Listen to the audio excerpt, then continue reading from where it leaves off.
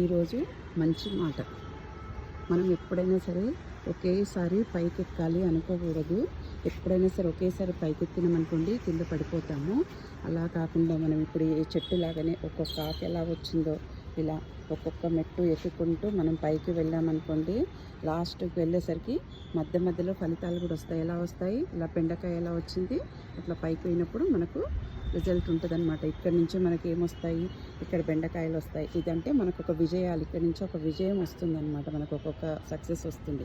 ఎప్పుడైనా సరే పైకి ఎక్కాలంటే ఒక్కొక్క మెట్టు ఎక్కుకుంటూ పోవాలి. ఇలా ఎక్కుకుంటూ పోతే మనకు పైకి వచ్చేసరికి ఇలా మంచి సక్సెస్ సాధిస్తామన్నమాట.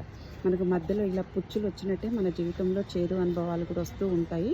ఆ చేదు అనుభవాలని తీసేసి కాయ ఎలా మనం పక్కకు తీసేస్తామో అలానే తీసేయాలి. మన చేదు అనుభవాలు తీసేసి ఎప్పుడు సంతోషకరమైన విషయాలు తలుచుకుంటూ మనం ఇలా పోయామనుకోండి, మనకి ఇలా బెండకాయ ఎలా ఫ్రెష్గా వచ్చిందో మన జీవితం కూడా అలానే ఉంటుంది.